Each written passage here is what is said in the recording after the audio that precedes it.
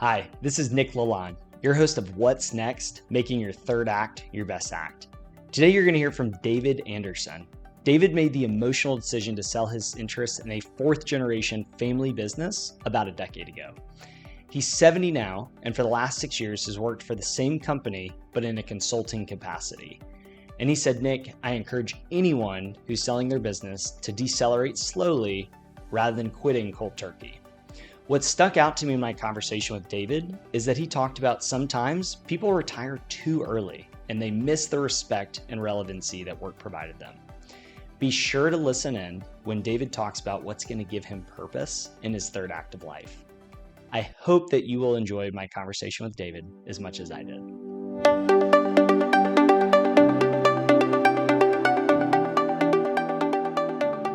Hey everyone, thank you so much for tuning into What's Next, making your third act your best act. I'm your host, Nick Lalonde, and today I have David Anderson on the show with us. David, thank you so much for coming on the show.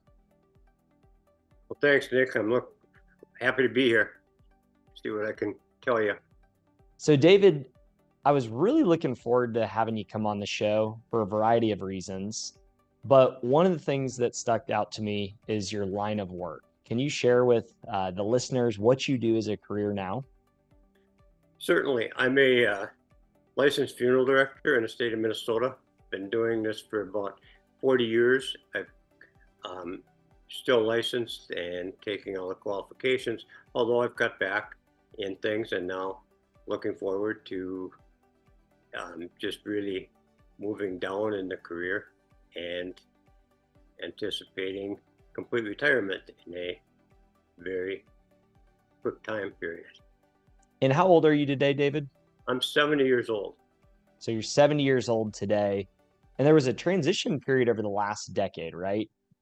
Yes. Over the last decade, we were working full time and went in and partnered in with a group and have cut back immensely on the amount of work I'm doing in funeral service. I think I'll continue to just keep licensed, keep my continuing education up, but as a thing, but I'm definitely cutting back to the point where hopefully we can take more trips and do some things in the next few years. And you were an owner of the company, right? Correct. About 5 or 6 years ago, and you made a decision at that time. What was that decision that you made about 5 or 6 years ago? We decided to partner in with the group, another funeral home that has some other funeral homes throughout the state, and it cut back on our hours, made things a lot easier. As far as the stress level, we could do more things and get more things accomplished on the personal nature with family and people. I love my career. I enjoyed my career, but there are times comes a time when you have to say it's time to move on and do some other things. Yeah, so you made the decision because it reduced the stress levels, allowed you to focus more on family. It sounds like you moved from business ownership in the last decade to maybe being more of an employee, still working in the same industry, but being more of an employee now in that industry. Exactly. Was that an emotional transition at all for you? Oh, sure. You get done, but I have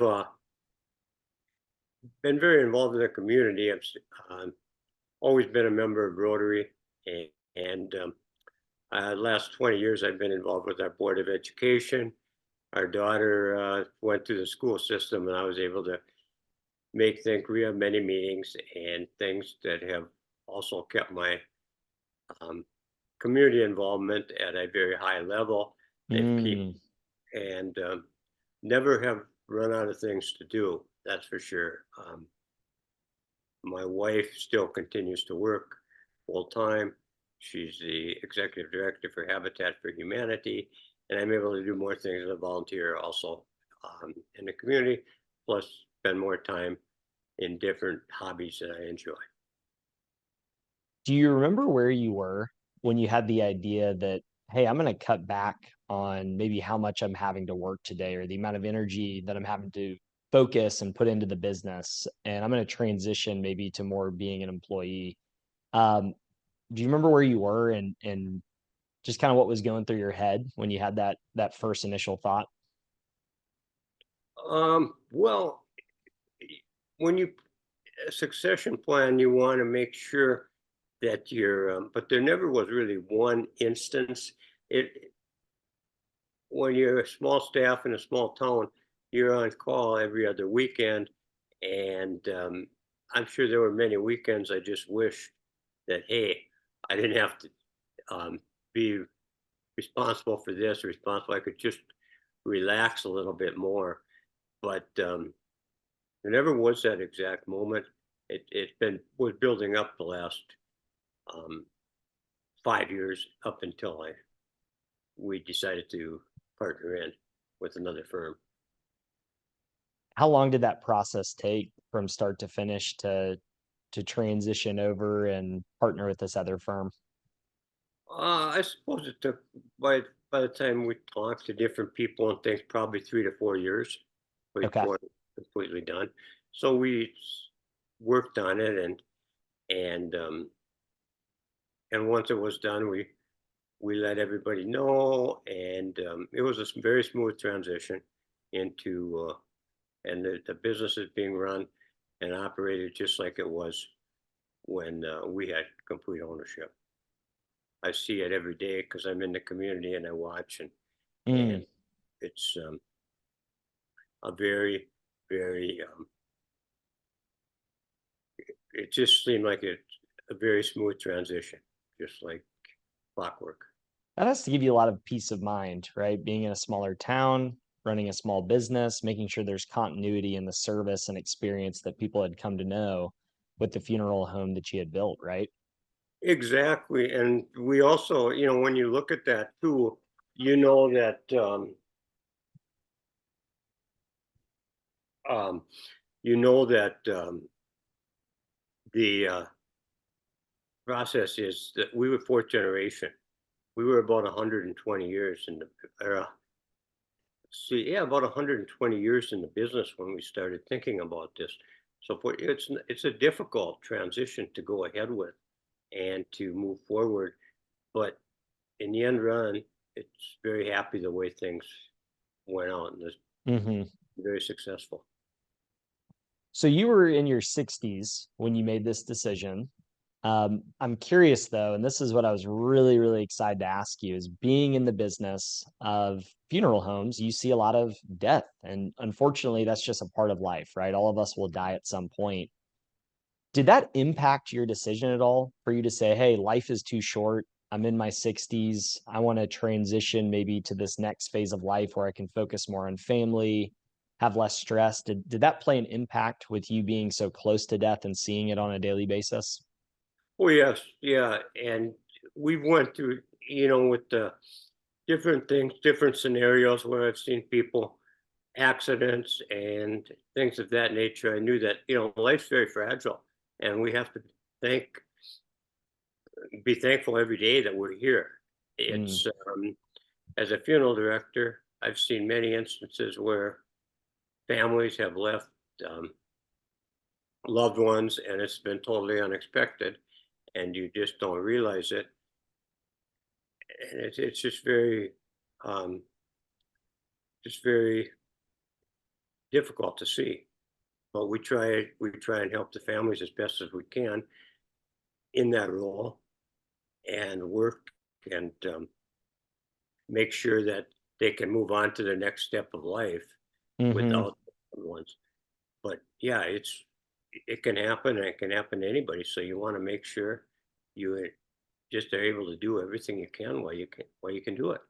Yeah, yeah. So have you spent this newfound free time? I mean, over the last 6 years plus, you've transitioned more to a consulting, employee-based role in the business, and you now aren't on call. You now have more time to spend with family. What are you doing now with your time? Well, I've been more involved with education, been more involved with my daughter, help my wife out more in her role. She's still full time as an executive director. So many different things. I've volunteered in the area. I've been a Rotarian for the last quite a few years, and you just keep busy. And then I've also got hobbies. You play golf, and I spend time a lot of time just exercising, working out. Um, I want to complete the best health I can, be in the best shape I can, because health is very important as we go into in retirement too. I think, exercise and take care of your body and do whatever you can to work out to feel better and to go through the doctor's once a year appointment and come out and say he'll see you in another year. That means a lot. Mm-hmm. Mm. So really focusing on health, staying involved in the community today. I know you mentioned you volunteer a lot, you're Rotarian. Why did you make the decision to continue working after you sold the business though? Why did you continue to stay on as an employee rather than just saying, "Hey, I'm going to go full time into just retirement mode like some people do?" Well, just want to it's a transition, and I think to go cold turkey and just go completely out, I think would be very difficult. We wanted to stay on as consultants, and I think people want to make sure that still the local ownership is there, and we are still involved. My brother has some ownership still. I did not want to do the ownership part, so I just stayed on as a consultant and did as much as I could to. And I think you're a little concerned. You go from all of a sudden working full time to cutting back. You want to make sure that you've made the right decision, and it's wise to stay in and help that firm out for a while. Yeah, it feels like maybe you're going 100 miles per hour as a business owner, and rather than just going from 100 miles per hour to 0 miles per hour overnight, it sounds like maybe you've chosen the path to decelerate over time. Is that right? Where, hey, I'm going from 100 to 90, maybe to 80 to 70, and so eventually here you'll be retired in maybe the next coming years. Is that right? Yeah, yeah. It just you've hit it right on the head. You just slowly transition to it, and then you keep busy with different things because you want to keep your um, mind going. And I enjoy meeting people. I love meeting people, and you can't just go into a part of life. You want to network. You want to use your Rolodex and continue to meet people and know what they do. And it's just my dad always used to say a person's name is his proudest possession, and you just love meeting people. What do you think you're going to miss most about work?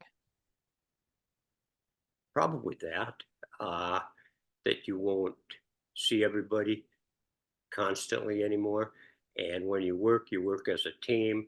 You've got people that you respect, the employees that you respect, um, staff that you respect. You miss them and you were with them every day. So that's a part of life that changes also. Yeah, it sounds like the community and maybe the camaraderie of the job today is what you're going to miss most. Is that right? Yeah, yeah. The there's certain things that you don't like being tied up to leave whenever you get called or whatever. It gives you a stress level without that. But also, there's times when you will miss the business too, because you love different parts and different aspects of that business. Mm. One of the things that I've found to be true for longevity is it's really, really important to keep your mind sharp and active. And so the consulting side of things that you do today helps with that. Um, what are you going to do to replace maybe some of the mental stimulation that you get from the consulting work you're doing? Well, I think you have to volunteer more, which is something I'm getting into more and more. And you have to just adapt to the it's awful nice to, some days it's awful nice to get up in the morning and say, well, I think I'm going to do this. I'm going to go over to the Habitat or food shelf or whatever and help a little bit. And then, there's also days where you say, gosh, I missed this part of work or whatever. I'm going to miss this. So you just have to adapt to that and know that the changes are evolving throughout your What retirement what are you status. most looking forward to though, as you say goodbye to maybe working in the traditional sense? Spending more time with family, more relaxation, spending hobbies, and basically just the freedom of not having to be at a full-time job and just doing some things that you want to do. Do you think that your third act could be your best act of life? And in the three acts of life, the first is all about learning. The second act is about growing, building, and accumulating. And the third act is about finding fresh purpose and identity. Do you think that your third act could be your best act of life? It could be, yeah. My first two acts have been great. I loved going to school. I loved education. I still do today. I think it's the one thing in life nobody can take away from you. Second half of life, I loved working. I loved doing what I was doing. But my third act is spending more and more time with the family, spending more and more time watching my daughter grow up in her career, spending more and more time with my wife, maybe do some more traveling, doing some things. So the third act could be the most important. And it all hinges on how your health is. You want to keep that health going. And if you have setbacks, you want to take care of them, get the medical help you need, and move forward. And you also need your mind. You want to continue to listen too a lot, Nick. Um, when you talk a lot, you don't learn it as much. When you listen, 90% of what you hear, you're learning. So it's different aspects. So you just want to, yeah, the third act could be the best. It all hinges, I think, on those things. I like what you mentioned about listening. God gave us 2 ears for a reason, right? In one mouth. Yeah, exactly. Well said. He was very thoughtful in that design, I think, for that reason. Yeah, Um, it was. It's just. I learned that many years ago in college that from instructors that if you listen, that was a key part of life, and they always wanted us to participate, but they wanted us to listen to and to know what they were saying. yeah, yeah. And as I reflect, as I'm looking at the different acts of your life, I really feel like you transitioned almost from this second to third act, like kind of really in between as you transitioned out of the business and decided I no longer wanted to be a business owner because even though you were still working in the same industry, you gave up this identity of being this business owner. And that can be really challenging, right? Because a lot of us, I mean, this had been in your family for 120 years, right? Fourth Yeah, generation. And so this was like your all's baby. And to give that up and to maybe pass that along to someone else, that can be really, really emotional. What advice do you have for other business owners who are thinking about making that transition like you did 6 years ago, roughly? Um, what well, what and would your advice be to them? one of the things is too when the none of the family, the our kids wanted to go into the business, so that had a Mm, big bearing on it too. Um, but I would give, yeah, you would just want to see. And I spent a lot of time with my dad and didn't know if I wanted to go into the business, but I did, and I'm thankful I did. I got to meet a lot of people, but to go forward and business is different nowadays too. Technology has made business so different, especially in small town in the funeral business. It's becoming more and more of a transitional I, business. It's just different. It's just different. It's changed, and it's not the same as what it was 25, 30 years ago. And that makes a difference too. I don't know if I'd be as um, it's a different time period. I don't know if I'd be as um, good at it now as I was back then. Because you Mm-hmm. period of listening when I went into always made funeral arrangements. I made a point if there were 10 people there and two people weren't talking, I would make a point that to get those two people to talking because I wanted them to participate. And then I listened to the family and see where they were going and try and make sure everything went in to what they wanted to do. Um, Nowadays, so many things are done by Zoom, by computer. Mm-hmm. I think that's good. It keeps us all together and communicating. But I think too, different roles have changed. Mm-hmm. Mm-hmm. Yeah. So it sounds like maybe for you, as you're making that transition, was it emotionally easier? You felt maybe more emotionally ready to make that transition because the kids didn't want to go into the business. And then the other thing I heard you say is technology's changed a lot. And so with the changing of technology, it just felt like, hey, maybe this is the right time in order for us to make that transition. Is that Uh, right? More and more things were on computer and different things like that. Um, and although I adapted quite rapidly to computers, I like to keep in touch with people throughout the United States and um, the world. But on the other hand, in your job, a lot of things were changed. We would do everything, you'd send attachments and things like that. And then you wanted to make sure it got there. And yeah, it just changed dramatically through the years. You no longer had a telephone call where you call someone and say, "This is what I need to put on the radio for a radio announcement," and they take the information and they read it back to you. Mm-hmm. Those days were over. Yeah. That's different. So let me give you a very real situation that I come across. I'm in my early 60s. I've been working like a madman the last few decades. I've been working 60 to 80 hours a week. Maybe I've sacrificed on being able to pour into my family. I love my business. It's one of my children, right? I tend to it often. It gives me great joy. But it's also very high stress. And I'm trying to figure out, okay, what is next beyond this business, right?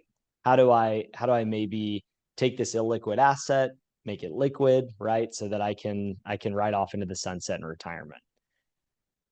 That being said, the business has been a big part of my identity because I've been in it now for the last few decades. What advice would you have to me, David, if I'm coming to you in that situation? Well, I'd say go slowly. Keep your hands with the business somehow. Keep some ties, but also get involved in different organizations, get involved in different things, and don't move out completely cold turkey from doing what you're doing. Just have some things, and I think a lot of times people maybe retire too early. We've had a lot of people, baby boomers at 55, I've read, were have retired, and they just had some struggles after that.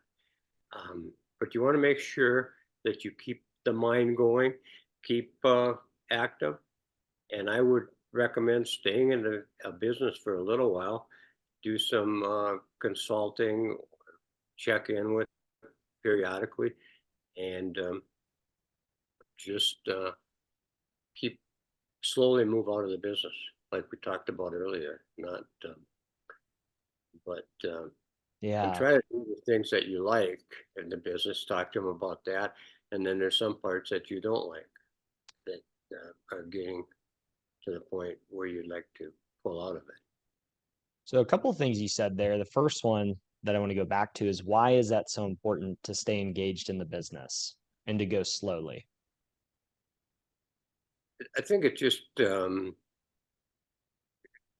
one thing you're concerned about is if, to leave after you've been doing it your whole life is to, on the other hand, it might not, be so bad if you had a couple people in the succession plan that are going to operate the business and keep it going and don't really need your help anymore.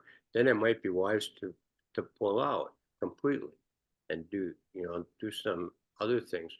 I remember many years ago talking to a fellow in the airport that was a president of a large corporation, and he said, "This is the best job you've ever had." He was directing people at the Miami airport, and he just told me that. He said, "This is what I enjoy doing right now." And so maybe there's some things that you still want to do to meet people, but you've changed careers, and that's okay. Yeah, I've had some very successful people say, Nick, truthfully, I'd love to quit what I'm doing and go work at Home Depot. Right? That sounds like a good day's work to me, right? To work at Home Depot, help people get the stuff they need, and I'm around all the tools and Just like a Chevy Chase movie, and load everything up in the back of the station wagon and put the yeah. little red flag on the back and watch them go, and they're happy. So, yeah. Yeah. The second thing I heard you say though previously that I want to go back to is you mentioned, Nick, there's some people who retire too early. So there's baby boomers that retired at 55 and it maybe didn't go so well for them. So why do you think for some people who retired early, money aside, let's assume that they had plenty of money to fund the rest of their life. Why do you think it didn't go well for them? They didn't have really a plan, and a lot of this too is financial. You want to make sure that you're financially set. If you talk to many advisors, it's Social Security. You can take it at 62. You can take it at 65. The longer you wait, the more things. And a lot of times people get the economy can change quite drastically once in a while. And all of a sudden, your interest rates are going up to 8%. You're finding inflation is driving about 3% a year. And all of a sudden, your income has been reduced. When you sell or whatever your business, Mm-hmm. the money you were taking out isn't quite there as much as what it was before. So you want to make sure financially, and if you're not there financially, you may have to go back to work for a little bit, and maybe they figure, well, I should have stayed on where I was for another 5 years or whatever. They maybe retired too soon. So you want to make sure that Mm-hmm. you are retiring at the same time. And it's very difficult to know how long financially when when your money's going to dry out. Yeah. And sometimes you feel like it's going rapidly. Uh, Yeah. So let's assume I'm 55, right? I'm one of those baby boomers that you mentioned. Retirement didn't go like I thought it would. And I want to just reference a study real quick. PwC did a study at one point, and they found that 75% of business owners are profoundly unhappy a year after the sale of the business. So in some cases that could be financials, but let's assume, right, this business owner got the money they needed to fund their ideal lifestyle. Why might that person be unhappy at age 55, now retired, separated from their business? one of the things is he doesn't have the respect that he had before, or the leadership. You know, if you look at President Biden, he's 81 years old. Um, he still wants to be president because I think he has the respect and he enjoys the job. I wouldn't want that job, but I mean, and you look back at 55, a person retires, and all of a sudden they've got nothing to do. They've got they're maybe watching their wife or their family doing their thing, and they're completely retired and they're financially okay, but they really have no hobbies, they have no passion, they have no um, anything else to fall back on. So they just feel like, wow, I'm not productive anymore. I'm not doing anything. And Mm, I think a lot of baby boomers, you always had to strive for success. You wanted to keep up with the Joneses, if not get ahead. Um, so they run into this kind of situation. And that's maybe where the 25% up to 75% to 25 are disenchanted with. They maybe feel they should have stayed on longer. Yeah. Yeah. Well said. And 25% is a big number. Yeah. You I, know, I think that's really profound, David. Just saying, hey, they need to have hobbies, interests, probably community outside of what they were doing. But the biggest thing that I heard you say is respect. And I was talking to a doctor who was thinking about making the transition from his second act to his third act. But one of the things that's very, very challenging about that is, Nick, I get treated differently when I tell people I'm a doctor, right? If you said you delivered pizzas versus I'm a doctor, people treat you a little bit different, right? And there's a status behind that. Unfortunately, that's how society for the most part works. I'm curious about the guy that worked in the airport, right? What he would have said, how he got treated when he was the president of a large corporation versus helping direct people at the airport. I wonder what he would say about that status. And I think over time, right, as we age, we realize maybe the status didn't matter as much as we thought as we thought it did, right? yeah. But in the moment when you have that status, it can be scary thinking about giving that up and the respect maybe that comes with it. Would you agree? Oh, yes. And I look, when you mention that now, I can tell you another scenario is we're coming up on Mother's Day on Sunday. We all love our moms. And many times I would meet with people whose mom died. And I'd have 10 or, like I told you, 10 or 12 kids. That was not a, once in a while we'd have that many kids, sometimes two or three, but, and it was more the norm, but we did have bigger families. And you'd come in and I always enjoyed that because they would look at me and they'd say, David, can you help us? You got to help us through this. And I did. And I still to this day, I miss that part of the business because if I could help them through the loss of their mom, Mother's Day, 10 years later, they come up to you and they say, thank you. Um, we really appreciated the time you spent with us. Those days are over then when you move out. And Mm-hmm. that's a difficult scenario. And as a funeral director, you miss that part. But there's other things that you can do to I was just thinking today, our daughter's finishing her third year. She's got an internship, and many of those kids, I started on the school board when they were that age. It's great to watch those kids grow up. It just means a lot. Some of them going into Yeah. nursing, some of them going into um, different things. And from my third act, I'm going to see a lot of those kids growing up, and it's gonna really keep me going. Um, Plus, there's people from the past that still remember the responsibilities I had years ago. Wow. You said something there that really stuck out to me. You said, I'm going to see those kids grow up and that's going to keep me going.